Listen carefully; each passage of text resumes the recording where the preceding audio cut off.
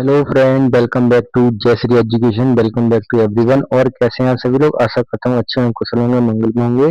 आज मैं आपके लिए लेकर आ रहा हूँ सितंबर में होने वाली सीटेट परीक्षा के लिए बहुत ही महत्वपूर्ण प्रश्न। तो आज का हमारा टॉपिक होगा विकास। विकास की अवधारणा और इससे संबंधित बहुत ही महत्वपूर्ण प्रश्न लेकर के आ रहा हूँ। चलिए ज्यादा बातचीत न कर टॉपिक की तरफ आते हैं। प्रश्न नंबर 1, विकास का सबसे उपयुक्त अर्थ क्या है? ऑप्शन नंबर ए, केवल शारीरिक वृद्धि। ऑप्शन नंबर बी, केवल मानसिक परिपक्वता। ऑप्शन नंबर सी, जीवन भर होने वाला होने वाला गुणात्मक एवं मात्रात्मक परिवर्तन। ऑप्शन नंबर डी, केवल वजन और लंबाई में वृद्धि। इसका आंसर बताएं क्या होगा? इसका आंसर होगा ऑप्शन नंबर सी, जीवन भर होने वाला गुणात्मक एवं मात्रात्मक परिवर्तन। चलिए आगे तरफ बढ़ते हैं अगले प्रश्न पर। निम्नलिखित में से कौन सा कथन विकास के बारे में सही है? विकल्प ए, विकास केवल बचपन तक होता है। विकल्प बी, विकास जन्म से पहले शुरू होकर जीवन भर चलता है।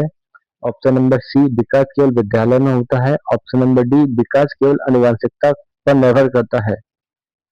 इसका आंसर आप मुझे बताएं क्या होगा इसका आंसर? इसका आंसर होगा ऑप्शन नंबर ए, विकास जन्म से पहले शुरू होकर जीवन भर चलता है।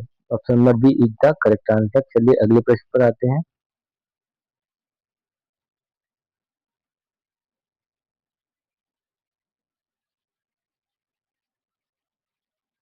वृद्धि और विकास में मुख्य अंतर क्या है?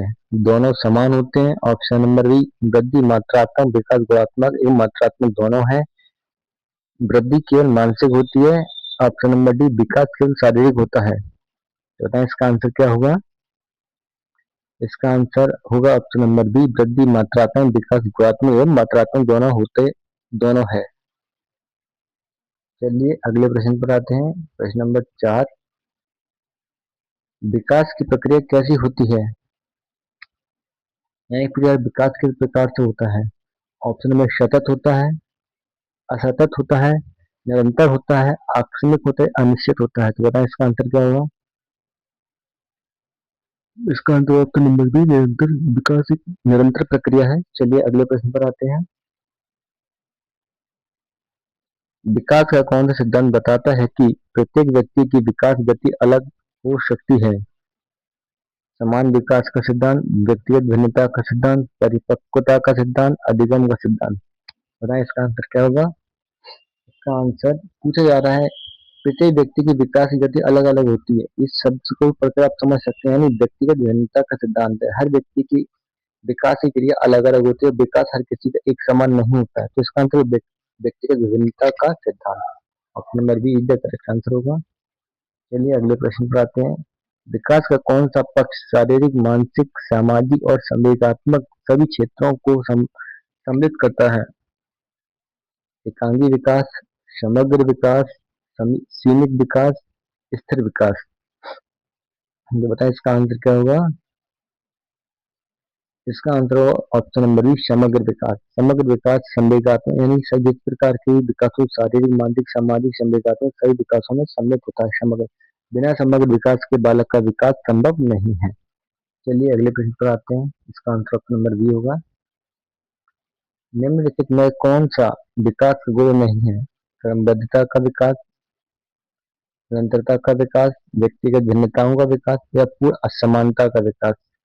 यदि पूर्ण समानता का विकास।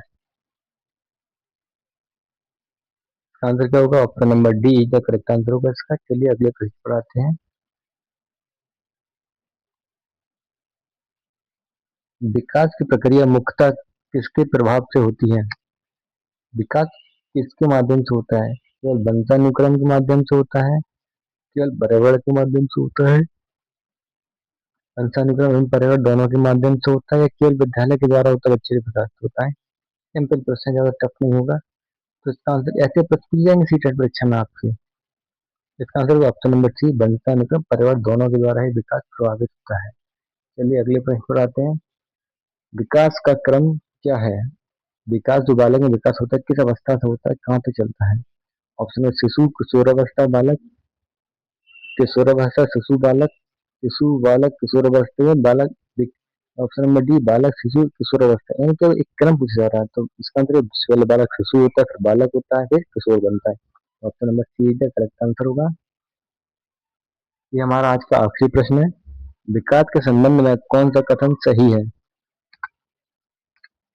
सभी बच्चों का विकास समान गति से होता है। विकास की गति व्यक्ति व्यक्ति में भिन्न होती है। विकास केवल जन्म के बाद होता है। विकास का वातावरण से कोई संबंध नहीं होता है। तो बताएं कौन सा कथन सही है विकास के संबंध में?